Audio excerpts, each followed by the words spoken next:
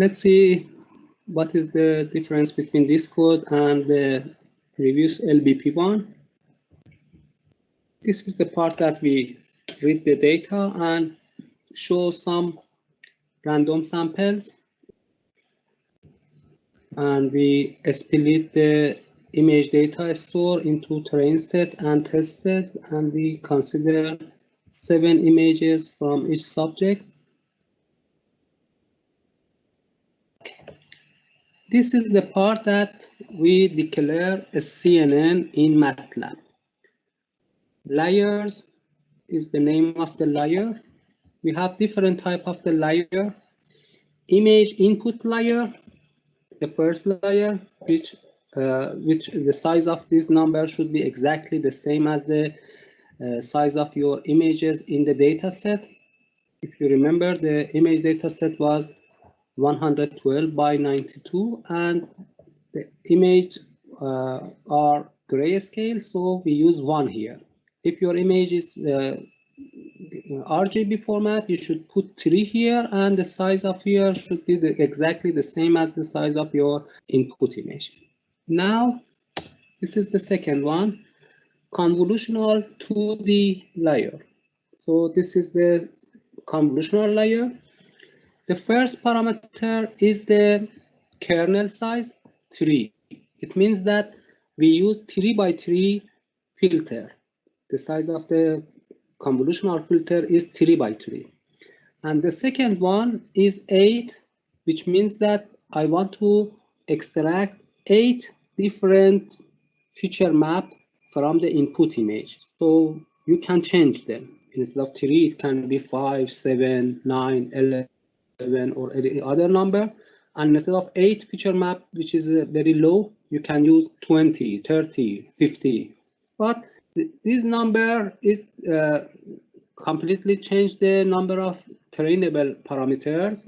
So when you increase it, of course, your system can learn more and more complicated features, and we expect to increase the accuracy. But in order to train a model with millions of parameters, you have to offer millions of training samples. But in this example, we have only totally 400 images, and we only want to offer 280 images for training. So we have very limited number of samples. So you cannot increase it, for example, to 50, 60. It can be increased to 10, 12, 15, maximum 20 maybe.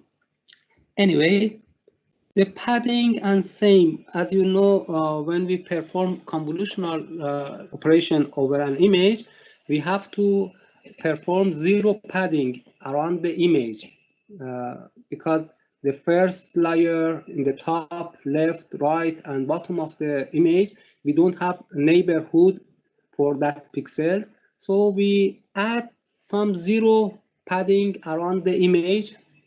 So this is the padding. And the same parameter means that when we apply a, for example, 3 by 3 convolution over an image, for example, by 64 by 64, the output or filter size can be 62 by 62. We miss 2 from each length and width. So in order to keep it the same size, we can use this option. So it doesn't matter. We always use the same. The batch normalization is one of the optional layer.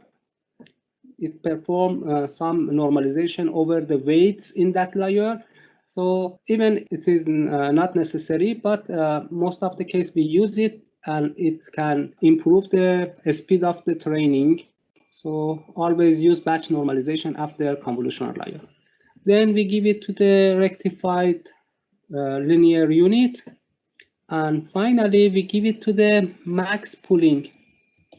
In the max pooling, again, we have, this is the kernel size, 2 by 2, and stride 2.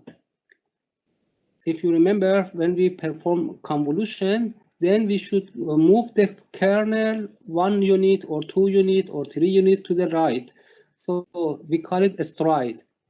For this one, the stride is 1, so it's default. so I didn't mention it. But for the max pooling, since we use 2x2 filter, then we want to move 2 pixels to the right, 2 location to the right. So we mentioned that the stride for the max pooling is 2. So this is one of the stock of these layers. I did the same thing several times, again here and here. Then I give it to the dense or multi-layer perceptron. In fact, I give it only to the single layer perceptron, fully connected 4T, and the soft max layer and classification. So this 4T is the same as the number of labels that we have in the train set and test set. And softmax means that select the label of the class with highest output as the predicted label and perform classification. After you construct your architecture by this method, we have to determine the training options. We have different type of the training options. For example, which type of the gradient descent you want to use, what is the learning rate for updating the weight of the neurons, how many times you want to offer your train set to the system. Each time that you offer the whole samples in the train set, we call it one epoch. So by one time you cannot train your model completely. So we have to, after we after we offer every samples one time, we have to repeat this operation. So we can perform this epoch 2, 3, 4, 10, 20 times. And the other parts, for example, validation frequency and other ones are fixed. Now in line 44, I train a network, and the network will be in here in net variable, the result of the network, by using the image data store train that I declared here, and the layers that I declared in this part, and the options that I specified here. Finally, when this train complete, I can use this net to classify over the validation set or test set. For each of them, I get one prediction, Y prediction, and I will check it. If the Y prediction is equal to the real label of the validation, we will consider it as one correctly classified. And we sum them and divide it by the number of validation. By this way, we compute the accuracy. Okay, so this is the whole idea, but how many layers that we should use, and also, as I said, you can change the filter size, number of filters for this part, especially in the convolutional layers.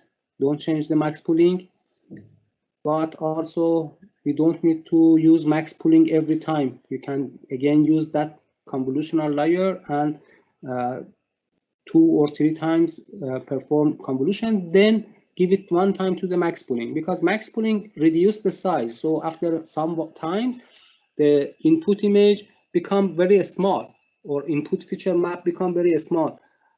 When you start from, for example, 64, after 6 times, it become 1. 64, 32, 16, 8, 4, 2, 1. So after it becomes 1, you cannot do anything else. So before reduce it too much, we should stop. For example, 8, 16. So the number of max pooling that we can use is completely related to the size of the input image. I don't know by these parameters what will be the accuracy.